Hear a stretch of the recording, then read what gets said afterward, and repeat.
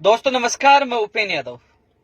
दोस्तों एलडीसी भर्ती 2018 के लिए मैं कहना चाहूंगा कि लगातार मुझे उन अभ्यर्थियों के कॉल और मैसेज आ रहे हैं। एक तो शिक्षा विभाग वाले, और जिन जिन विभागों में जो पदों को लेकर समस्या है, कई बांसवाड़ा, डूंगरपुर, कई 5-5, 7-7 फॉर्म वहां गुम हो गए। इसके अलावा कई विभाग फॉर्म तक नहीं लेके गए, और कईयों में जो उनका रवैया बिल्कुल ढीला है, बिल्कुल अभी तक कोई भी प्रक्रिया शुरू नहीं की है।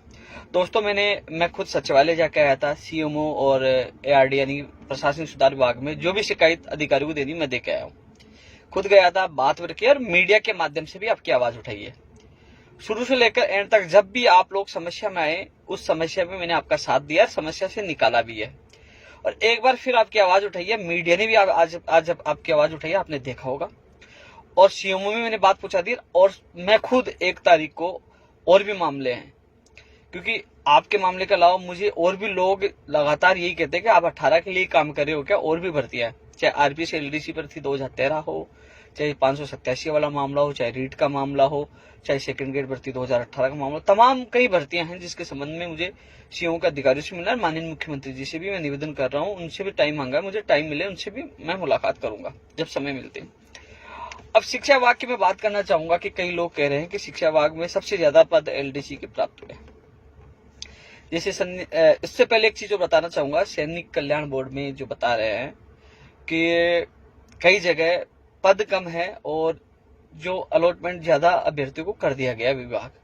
ऐसे में उनको चिंतित होने की आवश्यकता नहीं है। शिक्षा विभाग है, कई विभागों में और भी पद अभी भी रिक्त है, कई अच्छे पद रिक्त है, तो उनको एडजस्ट किया जा सकता है। नौकरी आपको जरूर मिलेगी। ऐसा नहीं है कि आपको विभाग दे दिया या फिर भी वो सरकार की समस्या है, अपनी समस्या नहीं है। आप तो थोड़ा सा संयम बनाए रखे। मैं आपकी आवाज उठा रहा हूँ। आपके संकट में केवल मैं ही साथ हूं और कोई नहीं है।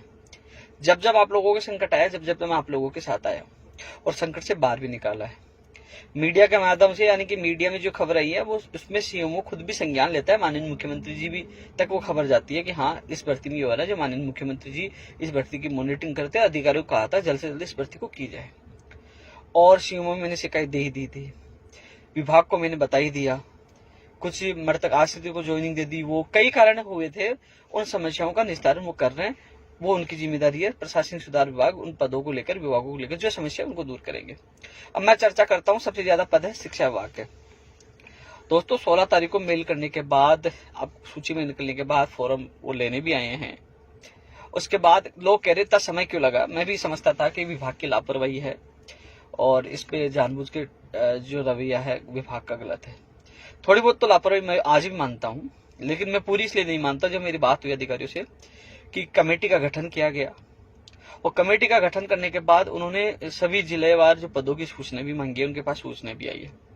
अब जो शिक्षा विभाग में जो समय लग रहा है, उन्होंने जो मॉड्यूल है ना, मॉड्यूल प्रोग्राम जो तैयार करना है, क्योंकि ऑनलाइन जो काउंसलिंग करवाएंगे जिले के लिए, तो मॉड्यूल उनका शिक्षा विभाग के द्वारा तैयार कर लिया गया है। यानी कि प्रोग्रामर उन्होंने जो सेट कर लिया है, यानी कि मॉड्यूल बिल्कुल तैयार कर लिया है। अब उन्होंने जो सरकार से दिशा निर्देश मांगे। एक तो जो जिला आवंटन में जो है, जो आरक्षण की बात कर रहे हैं, एक तो उसमें भी उन्होंने पूछा कि जिला आवंटन में जो आरक्षण को लेकर, उसके बारे में उन्होंने मांगा। एक सबसे बड़ा इश्यू ये था कि यदि जिला आवंटन ही बीकानेर निदेशालय को जिला आवंटन और स्कूल आवंटन दोनों करना है या जिला आवंटन करना है, तो दोस्तों यदि जिला आवंटन ही करना होगा बीकानेर को, तो वो ऑनलाइन आपसे जो मॉड्यूल तैयार किया है, प्रोग्राम जो सेट किया है, उससे आपसे ऑनलाइन आपसे ऑप्शन मांगे जाएंगे और उसके बाद आपका जिला आवंटन होगा। और यदि सरकार कहती है आपको स्कूल भी आवंटन आपको करना है, तो कुल मिलाकर उन्होंने सरकार से दिशा निर्देश मांगे हैं कि बीकानेर निदेशालय को जिला आवंटन स्कूल आवंटन दोनों ही करने हैं। यदि दोनों ही होते हैं तो ऐसे में सभी अभ्यर्थियों को वहां जाना पड़ेगा बीकानेर। और यदि जिला आवंटन केवल बीकानेर करता है और फिर सीडीओ यानी कि जिलों के द्वारा जो जिले मिलेंगे वहां काउंसलिंग होती है, तो अलग अलग जिलों में अभ्यर्थियों को जाना पड़ेगा। क्योंकि अलग अलग जिलों में जाएंगे, किसी जिले में 100 है, किसी में 200 है, किसी में 50 है, कुल मिलाकर अलग अलग जिलों में जाएंगे, तो जो कोरोना की जो महामारी वाली जो चीजें की दूर दूर रहना, जो सोशल डिस्टेंसिंग की बात चल रही है, तो शायद वो अलग अलग जिलों के अनुसार भी आपको बुला सकते हैं, स्कूलों के लिए काउंसलिंग हो सकती है। तो ये सरकार को तय करना है कि जिला आवंटन और स्कूल आवंटन बीकानेर निदेशालय को ही करना है या बीकानेर निदेशालय को केवल जिला आवंटन करना है और स्कूल आवंटन काम जिले अनुसार वो सीडीओ जो उनको सौंपेंगे वो करेंगे।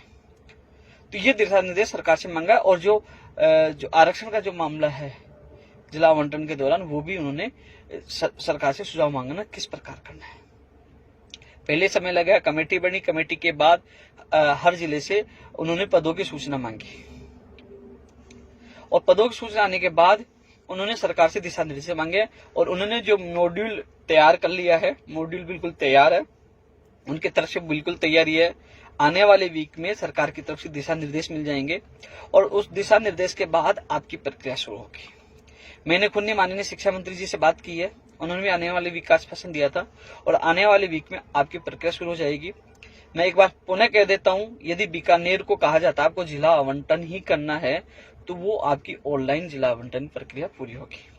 यदि काउंसलिंग और उनके लिए कहा जाता है कि दोनों करने हैं तो शायद उनको बुला सकते हैं, लेकिन मुझे नहीं लगता कि इतनी संख्या वहां जा पाएगी। तो कुल मिलाकर अब निर्णय सरकार से उन्होंने दिशा निर्देश मांगे हैं कि सरकार क्या निर्णय देती है। एक तो जो आरक्षण वाला मामला था, छोटे मोटे और भी मामले थे, 3-4 बिंदुओं पे उन्होंने सरकार से दिशा निर्देश मांगे हैं कि क्या कैसे करना है।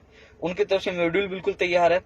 अब जिला आवंटन बीकानेर को करना है तो उनकी तरफ से तैयार है। वो आपसे ऑनलाइन आपसे वो लेंगे, ऑप्शन लेंगे, आप भरोगे, उसके बाद वो आपका जारी कर देंगे, फिर वो जिले में भिजवा देंगे। तो सरकार के दिशा निर्देशों से पहले ही अब आगे की आपकी शिक्षा विभाग की नियुक्ति प्रक्रिया रुकी हुई है। मैंने शिक्षा मंत्री जी से खुद ने फोन पे निवेदन किया था, आने वाले वीक का नाम लिया है। तो अब आने वाले वीक में आपकी जो शिक्षा विभाग की नियुक्ति प्रक्रिया, जो काउंसलिंग की है प्रक्रिया शुरू होगी। एक चीज और मैं बता दूं कि जो लोग समझते हैं कि हमारी ज्वाइनिंग कब तक होगी, मैं बता दूं जून अंत, इस महीने आने वाला जो जून महीना होने वाला है, आज तो 30 मई होगी, 31 मई है, फिर 1 जून से आपका महीना स्टार्ट होगा। तो इस महीने के अंत तक, यानी कि 20 जून के बाद इस महीने के अंत तक या फिर जुलाई में ही आपकी पोस्टिंग होगी।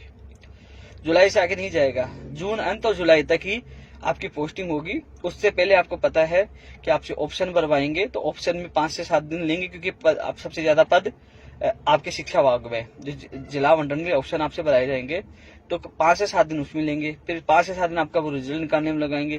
फिर उसके बाद आप मान लीजिए जिला आवंटन के बाद आपको काउंसलिंग के लिए वहां जिलों में बुला लिया, तो वहां काउंसलिंग में लेंगे 2-4-5 दिन में, दस्तावेज ऐसे करके आपका जून का महीना अंत आ जाएगा। तो जून महीने अंत में, इस महीने के अंत में या जुलाई में ही आपकी पोस्टिंग हो पाएगी।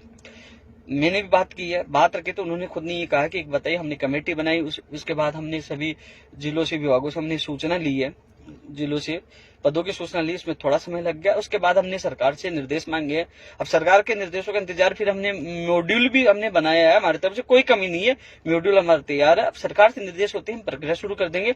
और उन्होंने कहा कि आने वाले वीक में हमें सरकार से दिशा निर्देश मिल जाएंगे कि हमें क्या किस प्रकार का, दोनों चीज करवानी है, एक करवानी है, और दोनों करवानी है तो ऑफलाइन होगी कि ऑनलाइन होगी, ये भी सरकार से उन्होंने पूछा है। तो दोस्तों, ये शिक्षा विभाग की जो लगातार अभ्यर्थी मुझे पूछ रहे थे कि हमारी प्रक्रिया में क्या चल रहा है, क्या होने वाला है, तो मैं स्पष्ट आप लोगों को अधिकारी से बात करने के बाद मैं आपको अवगत करा रहा हूँ।